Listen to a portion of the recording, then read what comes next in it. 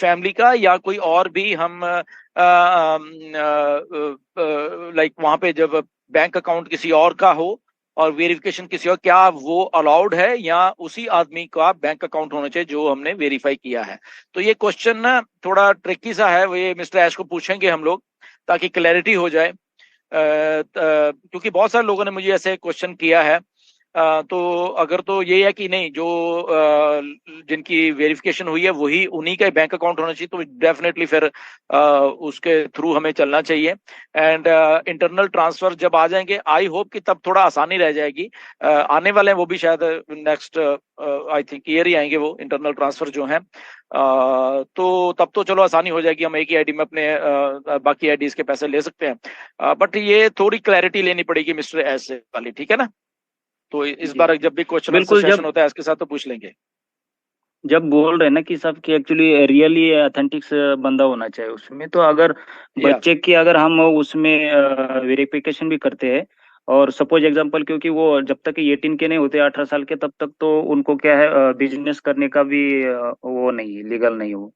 तो या इसकी, हाँ जी, तो इसके लिए बहुत सारा क्वेश्चन है। उन्होंने मतलब बच्चे की आईडी लगाए तो उनके नीचे रेवेन्यू जनरेट हो गया है बेसिकली, लेकिन वो लेना हम्म। चाहते तो फिर बच्चे का ही लगेगा, क्योंकि रियल पर्सन होना चाहिए उसमें, और अकाउंट भी उनका ही एब्सोल्युटली। होना चाहिए। या तो अभी तो अभी या हमारे पास टाइम है, अगर इस विषय में चर्चा हो जाएगी तो उसमें क्या है, हम नाम भी अपना डाल सकते हैं, या आगे कुछ ना कुछ मतलब सोल्यूशन निकाल सकते हैं। अगर वॉलेट टू वॉलेट का ऑप्शन आ जाता है, तो हम सभी आईडी का जब जैसे एक वॉलेट में लेके वहां से भी हम अपने बैंक में विड्रॉल कर सकते हैं। बिल्कुल, एग्जैक्टली। एक तो ये एक तो ये हिसाब, और दूसरा एक क्वेश्चन है कि अभी जितना भी रेवेन्यू मान लो बंदों को जनरेट हुआ है, कोई विड्रॉल वगैरह ले रहे, लेकिन कोई बंदे है कि विड्रॉल लेना नहीं चाहते हम्म एक्चुअली वो क्या कहते हैं कि जो भी एप्लीकेशन हमें मतलब प्रोडक्ट आ जाएगा तो तुरंत हमने बाय करना है, तो फिर क्यों हम ले ले? अगर लेना है तो बाद में ले लेंगे जब ज्यादा इनकम हमारे बढ़ जाएगा। तो क्या ये पॉसिबल बिल्कुल, है? बिल्कुल पॉसिबल है, क्यों नहीं पॉसिबल?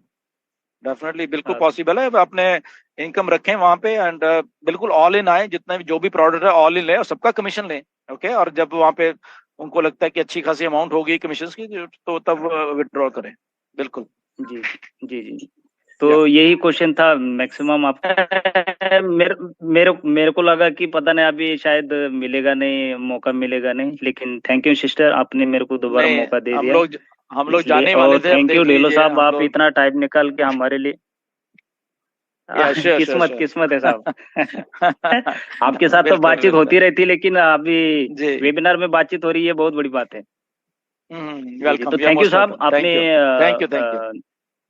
जी जी। और ये थैंक यू सर। इसका अगर मिल जाए, कई मान लो जवाब मिल जाए तो बहुत अच्छा हो जाएगा, काफी बंदों के श्योर श्योर प्रॉब्लम सॉल्व हो जाएंगे, या अपने अपने नाम श्योर पे भी श्योर। वो नाम चेंज कर सकते हैं। ओके जैन। फ्रांस एक बहुत बड़ी एक्सचेंज है, पहली बात है, राइट? बट जी उसके साथ साथ बहुत सारी और भी एक्सचेंजेस हैं, राइट? इंडिया में खुद बहुत सारी एक्सचेंजेस हैं जो ऑपरेट कर रही हैं। ओके, जी सो ये जरूरी नहीं है कि बिनास में हम लोग बनाए, बिनास में भी बना सकते हैं, बट बिनास का भी रिसेंटली क्या हो रहा है मैं बता रहा हूँ, राइट? बिनास का बहुत सारी कंट्रीज में उसकी रेगुलेशंस का, और एसईसी की बात करें, एसईसी में बिनास का भी केस चल रहा है, राइट? डिफरेंट, क्योंकि हर एक कंट्री के अलग से रेगुलेशंस हैं हर एक के। ओके, तो वो उनका भी ये चीज है, जैसे भी कनाडा में यही 25 ये जो सितंबर गई है, तो बिनास का, कनाडा ने बिनास का ऑपरेशन बंद कर दिया है इधर। ओके, यहाँ पे क्योंकि गवर्नमेंट ने यहाँ कई रेगुलेशंस की हैं। ओके, तो वो रेगुलेशंस के हिसाब से, क्योंकि बहुत सारे कंट्रीज क्या सोच रहे हैं, मैं बता रहा हूँ क्या क्या सोच रहे हैं, कि जो भी कुछ क्रिप्टो करेंसी का हो तो वो एक्सचेंज उन्हीं के कंट्री की होनी चाहिए, क्योंकि उसको फिर वो रेगुलेट कर सकते हैं, राइट? तो ये एक सिस्टम सारे कंट्रीज अपनाने की कोशिश कर रहे हैं। तो जैसे कनाडा में बंद हुई, कनाडा की खुद एक्सचेंजेस हैं, तो वो इनको रेगुलेट कर रहे हैं, कनाडा की जो एक्सचेंजेस हैं यहाँ पे। ओके, 5-6 काफी अच्छी एक्सचेंजेस हैं, कि क्योंकि वो उनके रूल्स के अकॉर्डिंग फिर चलेंगी। अब बिनास क्योंकि पहले सिचुएटेड इधर ही थी यूएसए में, देन अभी दुबई में उनका बहुत बड़ा कुछ सारा सारा कुछ असल में दुबई में ही चल रहा है अभी बिनास का। तो इसलिए जरूरी ये हो गया कि अगर आप बना सकते हो बिनास पे अकाउंट, बट एक अगर आपके कंट्री के एक्सचेंज है, इंडिया में है 2-3 एक्सचेंज काफी अच्छा है, ओके, वजीरेक्स है, आई थिंक इंडिया में वो अच्छा कर रही है, ज़ेप है, आई थिंक सो, या एक दो और हैं आई थिंक, यूनिपे या समथिंग लाइक दैट। तो कुछ एक्सचेंजेस हैं, तो जरूरी नहीं है आपको कि आपको बिनास में बनाना है, ओके। नो डाउट बिनास की सर्विस जो है, क्वालिटी है, वो सारा कुछ बहुत बढ़िया, पर दूसरी एक्सचेंजेस की भी बहुत बढ़िया है, राइट। तो इसलिए ये सिचुएशन डिपेंड करती है आपके ऊपर कि बट ध्यान रखिए वहां पे चीजों को, कि कम्युनिकेशन बहुत होती है जब ये एक्सचेंजेस हैं, बहुत करती हैं। बिनास की कम्युनिकेशन बहुत अच्छी है, वो आपके देश में रेगुलेटेड है नहीं है, तो उन्होंने जैसे कनाडा में बंद होना, तो हमारे 6 महीने पहले से प्रोसेस उन्होंने शुरू कर दिए थे कि अगर आपके वहां पे क्रिप्टो करेंसी कुछ पड़ी हुई है, प्लीज आप उसको निकाल लीजिए, समथिंग समथिंग ऐसे। तो वहां पे इन्फॉर्म्ड रहिए, एंड बिनास पे भी आप बना सकते हो, और अपने जो लोकल एक्सचेंज है उस पे भी, प्लस इंटरनेशनल कुछ कोई भी एक्सचेंज है बढ़िया वाली, ये छोटी मोटी बहुत सारी और भी है, उस पे मत जाइए, ओके। जो बढ़िया वाली एक्सचेंजेस हैं तो उनके ऊपर भी आप बना सकते हो, ये कोई जरूरी नहीं है कि आप बिनास पे आपने बनानी है जी। Thank you sir.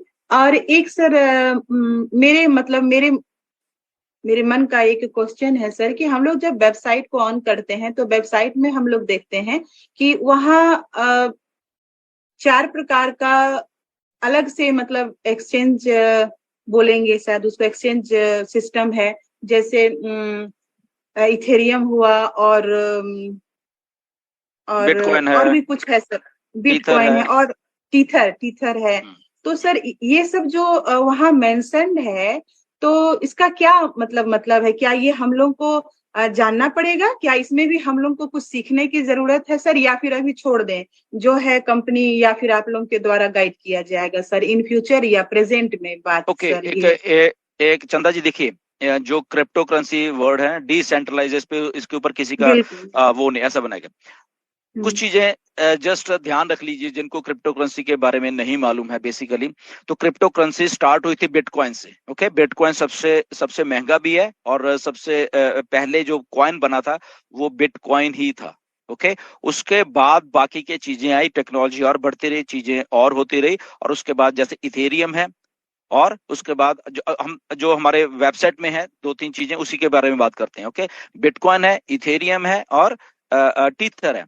So bitcoin और इथेरियम के जो रेट्स हैं वो डिपेंड करते हैं मार्केट वैल्यू के हिसाब से, या मार्केट में कितना फ्लो है, वॉल्यूम है, क्या है, उसके हिसाब से बहुत फ्लक्चुएट होते रहते हैं। अगर आज बिटकॉइन $30,000 का है, कल को वो मे बी $35,000 $40,000 का भी हो सकता है, और मे बी कल को वो $15,000 का या $10,000 का भी रह सकता है, ओके।